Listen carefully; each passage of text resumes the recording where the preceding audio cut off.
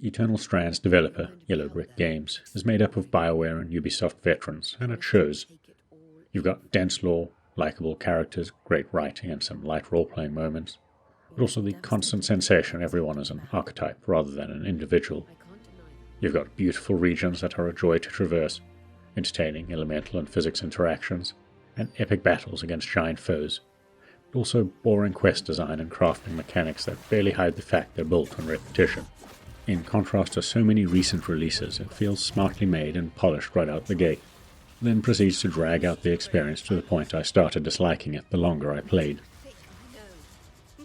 The setting, the cast, their interactions with one another, these are perhaps Eternal Strand's strongest element, even if its fantasy world and the inhabitants draw on visual designs and cliches we've seen many times before. Protagonist Brynn, human-looking and not customizable beyond her gear and personality during some conversations, has joined a roaming band of weavers.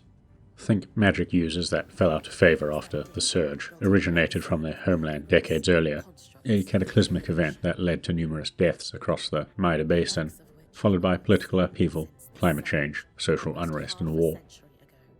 She and her companions, a smith and her apprentice, an enchanter, an archivist, and a caravan master, all follow veteran weaver Aurea, and are looking to pierce a magical veil that surrounds their former homeland, the Enclave. After the tutorial ends with the band dashing to safety through the veil, assisted by an Enclave automaton known as an Ark, they find themselves stranded on the other side, with a vast wilderness and ruined cities full of hostile Arks and magical beasts that have proliferated after the Surge. As the band's new point, it's up to Brynn to explore each new region for supplies, survivors, and clues to the fate of the Enclave during its decades of isolation.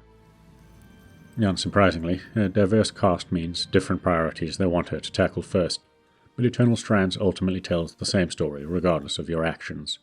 There is alternate dialogue with some optional conversations that account for the order you tackle quests, but they converge towards the end of each act. Similarly, while you can shape Brynn's personality during conversations, think brash, pragmatic, or cautious responses, it seems to have little impact on how subsequent quests play out, including a few moments of collective stupidity contrived to push the plot forward.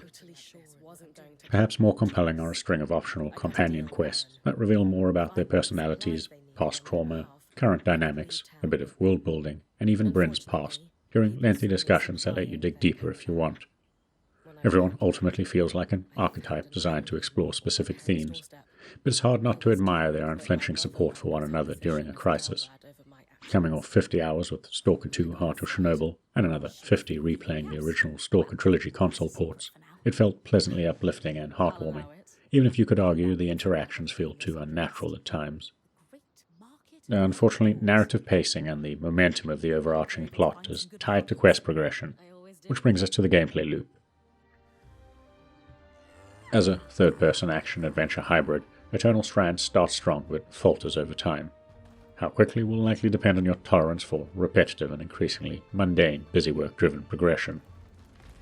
With everyone relegated to hub areas outside of a few cutscenes, Brynn is responsible for solving every problem in the Enclave, and creating a few in the process. She can run, jump, and climb on almost every surface, block and counter with a sword and shield, cleave through multiple targets with a massive two-handed sword, and pepper distant enemies with arrows from a bow, all mechanics governed by a stamina meter.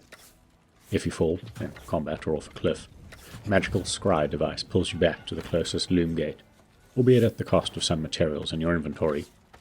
If you've played a fantasy third-person action-adventure game in the last decade, you'll know what to expect.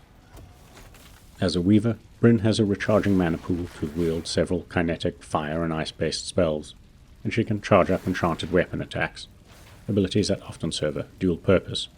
An ice wall slows enemies but can create bridges over chasms. A cone of fire can set groups of foes alight or clear a path through rubble and ice. A kinetic blast can suspend enemies in air, or serve as a rocket jump to launch Brynn. The very first power you wield, Weaver's Grasp, is perhaps the most versatile, allowing you to rip up items for materials, fling objects at enemies, or simply toss smaller enemies off cliffs when you grow tired of battling mobs. Something all but guaranteed once you encounter new enemies around the midpoint that excel at interrupting Brynn's movement and attacks. That said, Eternal Strands has strong foundations, and the opening dozen hours were a joy to play. Heading out to explore sprawling new regions for the first time was a treat given Bryn's fluid traversal mechanics. There are massive structures to climb with beautiful vistas to admire, lore documents to compile, crafting designs to uncover, and chests full of rare materials tucked away in the corners. It feels notably artificial in how evenly they're distributed throughout each region, but still suitably rewarding for your exploration efforts. A shifting time of day and malfunctioning magical weather devices mean each region can be explored under different conditions that affect elemental interactions and potentially weaken or bolster your foes. Scorching droughts can limit the use of ice magic, but propagate lethal fires that can quickly overwhelm mobs. Flash freezes limit the usefulness of fire magic, but weaken the armor of larger enemies, making it easier to shatter. A surge of leaking magical mist, known as tangles, can block off some paths, but they provide deadly environmental hazards to exploit. These variable conditions tie into the meat of Eternal Strands, taking down massive beasts and arcs. You can slowly whittle them down with magic and arrows from afar, but the most efficient option is to clamber up and over them to remove armor plating, slash at weak points, and expose a locust point to harvest their magical strand, killing them outright in the process. A few odd-looking animations and janky physics aside, these battles are initially a lot of fun and visually spectacular, as the environment is bathed in flames or ice, with small structures, foliage and boulders shattered in their wake. They're also the only way to get rare materials for quest items, improving Bryn's gear or upgrading her weaver mantle.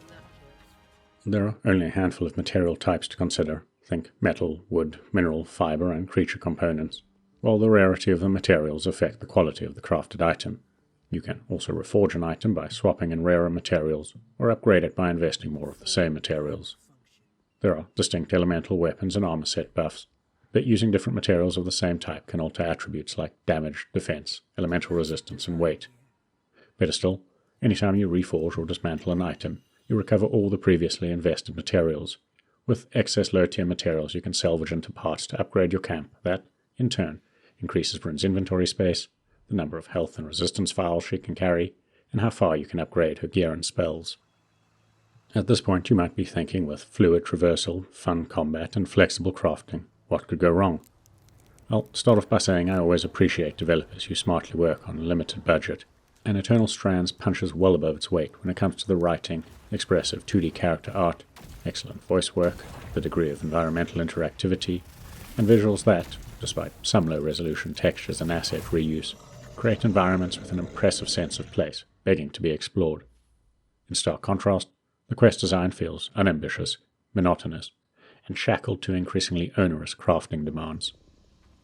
The opening missions that task you with simple exploration, activating loom gates, hunting for clues, and defeating an arc or magical beast for the first time felt appropriate. Unfortunately, those opening hours are indicative of the whole. Even unlocking new regions or dealing with shifting climate conditions can't offset a growing sense of repetition and tedium as the quest design fails to evolve for the next 20+ hours. Simple fetch quests merely grow in length, dragging you through multiple regions and often to the same locations repeatedly. Simultaneously, the need to collect materials and craft quest items becomes more prominent in later acts, for both critical and companion quests. The quest log and bestiary provide clues as how to gather these materials, but a degree of randomness, both drop rates and how battles can play out, can force you to grind multiple encounters to complete a single quest. Well into the fourth act, I found myself juggling 4 concurrent story quests, a deluge of companion quests, and I had accumulated a daunting checklist of required materials that guaranteed hours of grinding ahead to eke out any sort of story progression. By that point, it already felt like I had been playing for twice as long as the 17 hours on my save file indicated, and my interest in playing Eternal Strands to completion plummeted. For what feels like the 100th time over the last decade, I found myself wondering why, especially with the ongoing debate around the unsustainable financial and time investment needed to create modern games, developers are so quick to add more content or pad out existing content, all to the detriment of the overall experience. Do developers and publishers still believe a screaming minority fixated on the idea game length equates to value is worth catering for, especially when we know through surveys, stat tracking, and achievement or trophy lists that most people barely have enough time to play the games they buy, let alone complete them? It frustrates me as Eternal Strands has a likeable cast, great writing, high production values, and solid core gameplay mechanics, yet it slowly unravels the longer you play. relying on a repetitive quest structure and increasingly tedious crafting requirements that drag out the time between narrative beats and turn the basic gameplay loop into a chore. I still think there's an excellent 10 or so hours on offer, and I'd guess those who enjoy grinding out monster hunts will be more tolerant than I, but the developer and video game industry as a whole need to remember the principle of less is more. If you've got this far, please consider giving the video a like and maybe subscribing to our channel, as it helps us grow.